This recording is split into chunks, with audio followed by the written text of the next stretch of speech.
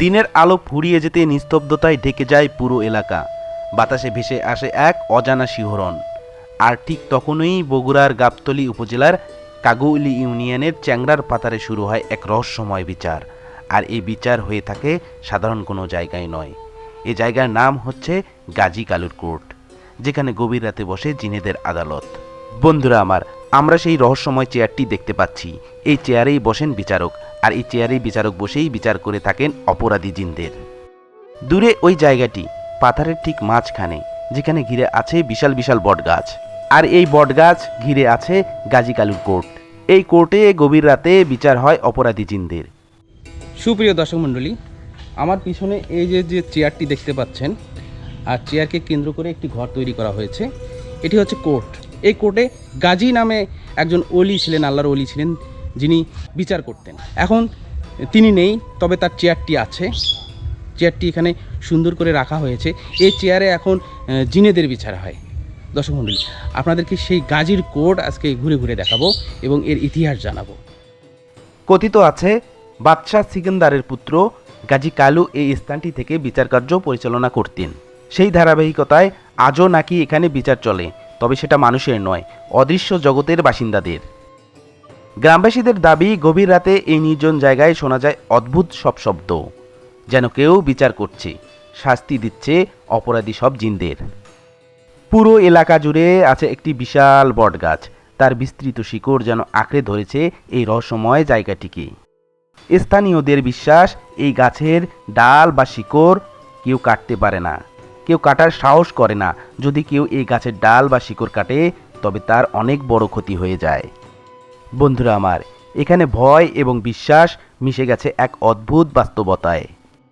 এই এলাকার মানুষ পুরো দমে বিশ্বাস করে যে এই জায়গায় গভীর রাতে জিনেদের বিচার করা হয়, আর এই চেয়ারে বসেই বিচার কার্য পরিচালনা করেন বিচারক। আর সেই বিচারক হলেন জিনেদের মধ্যে একজন সর্দার। সত্যি বন্ধুরা, ভাবতে যেন গা শিউরে ওঠে। এখানে গাজী বাবা বিচার করে বহুত। আর আমাকে তো আমার 60-70 বছর বয়স চলছে, বেশি চলেছে, কিন্তু বাবা বিচারক যা মুখ দেয় কষে সেটাই বাস্তব করছে। কারণ ক্ষতি টতি করে না, কিন্তু ক্ষতি করলে যাই আর ক্ষতি করবে তার ক্ষতি করে। কেনকা এখানকার কেউ ডাল কেউ কাটতে পারে না। ওই কোন বিচার করিচ্ছে বাবা, গাইবে হয় বিচার করে। এখন এখানে জিনেদের বিচার হয়। হ্যাঁ, জিনের বিচার হয়। এটি বিচারে মনে করেন সেই রকম বিচারই হয়। এটি কারো ক্ষতি হয় না, কাউকে ক্ষতি করতেও দেয় না। দর্শক মণ্ডলী, এই চাচা হচ্ছে এখানকার স্থানীয়, হ্যাঁ। এবং ওনার আপনার বয়স কি রকম হবে? বয়স 70-80 হবে। 70-80 বছর বয়স। উনি ছোট থেকেই দেখে আসতেছেন যে এখানে এই জায়গার একটা অলৌকিক ক্ষমতা আছে। 88 বন্যাতে এই জায়গায় পানি ওঠেনি, পানি ওঠে নাই, না, অথচ চারপাশে পানি। চারপাশে পানি, এখানে চৌড়ো হাতে পানি। আচ্ছা, এই যে কোটের মতো একটা সাদৃশ্য ঘর, এই সামনে বারান্দা, ভিতরে ঘরের মাঝখানে একটা চেয়ার রাখা হয়েছে, বিচারকের যে যখন চেয়ার থাকে। হ্যাঁ, এই চেয়ারে আমি যে শুনেছি যে এখন গায়েবীভাবে জিনেদের বিচার হয়, এটা কতটুকু জানেন আপনি? না, এটুকু যা বিচার করছে আগের থেকে যা করে সেটাই সেটা এখনো হয়ে থাকে? এখনো হচ্ছে। এখানে আমাদের 88 বন্যায় এই রাস্তার পানি, এই জায়গার পানি ওঠেনি। এই জায়গার পানি পর্যন্ত নেই, চৌড় পর্যন্ত হাতে পানি। ওই ঢাকার থেকে কোন বহুত লোক আসে দেখে গেছে, কুমিল্লা কোন নৌকা এসে দেখে গেছে। এখানে প্রতিদিন অসংখ্য মানুষ আসেন বাংলাদেশের বিভিন্ন স্থান থেকে, যারা এই স্থানটিকে বিশ্বাস করেন, আসেন মনের আশা পূরণের জন্য। বিভিন্ন ধর্মের লোক আসেন এখানে। বন্ধুরা আমার, এই স্থানের গাছগুলো যেন এক ভয়ঙ্কর পরিবেশ তৈরি করেছে। এই গাছের পাতা বা ডাল কেউ ভাঙতে পারে না, কেউ ছিঁড়তে পারে না। যদি কেউ ভাঙে বা ছিঁড়ে, তাহলে তার অনেক বড় ক্ষতি হয়ে যায়। গাজীর কোর্ট বা আদালতটি দেখতে একেবারে অদ্ভুত। আছে ছোট্ট একটি সিংহাসন, তার সামনেই আছে বসার জায়গা। ছোট্ট একটি ঘরের মাঝখানে এই বিচার কার্য নাকি পরিচালিত হয় গভীর রাতে। বিশাল এক পাতারের মাঝখানে এই স্থানটি কখনো পানিতে ডোবে না। চারিদিকে থই থই পানি হয়ে গেলেও এই স্থানটি কখনো পানিতে ডোবে না। এমনকি বন্যার পানিতে যখন সব কিছু ভেসে যায়, তারপরেও নাকি এই স্থানটি ভেসে থাকে। বন্ধুরা আমার, আপনি যদি এখানে আসেন, তাহলে ভয়ে গা আপনার শিউরে উঠবে, কারণ এখানকার পরিবেশটাই অনেক ভীতিকর। বন্ধুরা আমার, এই যে দেখতে পাচ্ছেন যে চেয়ারটি, এই চেয়ারে প্রতি রাতে এখনো জিনদের বিচার হয়, আর বিচার করেন জিনদের মধ্যে একজন জিনের সর্দার।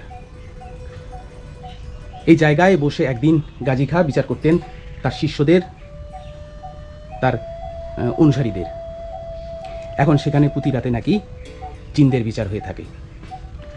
আর এই জায়গাকে ঘিরে গড়ে উঠেছে গা ছমছম করে ওঠার মতো জায়গা। দর্শক মণ্ডলী দেখতে পাচ্ছেন ঘরের মাঝখানে এই চেয়ারটি।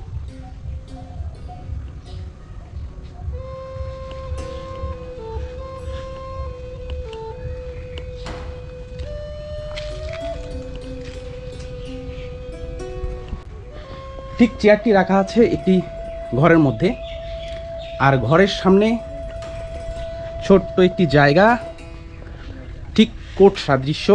দেখতে পাচ্ছেন যে চেয়ার, তার সামনে এই জায়গাটি রাখা হয়েছে। চেয়ারে বিচারক বসবেন, আর তার সামনে যারা অপরাধী আছেন তারা এখানে বসবেন, বসে এখানে বিচার হবে। আর সেই ধারাবাহিকতাটি এখনও ধরে রেখেছেন। মানুষের মুখে কথিত আছে, লোকমুখে কথিত আছে এখানকার জিনেরা। এই এলাকা একেবারে জিনের আস্তানা বলা যেতে পারে। বন্ধুরা, এখনও জিনের সর্দার সেই গাজী খাঁর দায়িত্বটা পালন করে থাকেন। এই চেয়ারে বসে জিনদের শিষ্যদের বিচার করে থাকেন। প্রিয় বন্ধুরা আমার, এই গাজীর কোর্টের আশেপাশে অনেক বড় বড় গাছ আছে।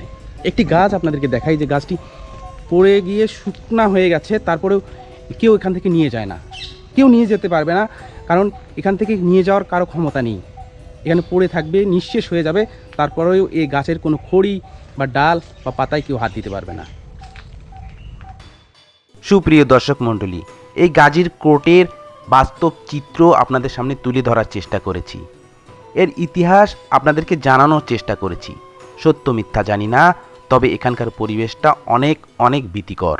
এখানে আসলে আপনার গা ভয়ে শিউরে উঠবে।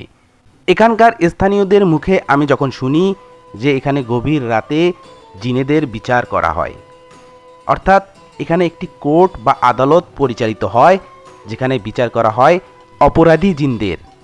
এই ঘটনা সত্যি কি মিথ্যা জানি না, তবে এখানে এসে আমার অনেক বেশি ভয় লেগেছে যখন আমি এই ঘটনাটি শুনি যে এখানে জিনদের বিচার করা হয়, বসে জিনদের আদালত।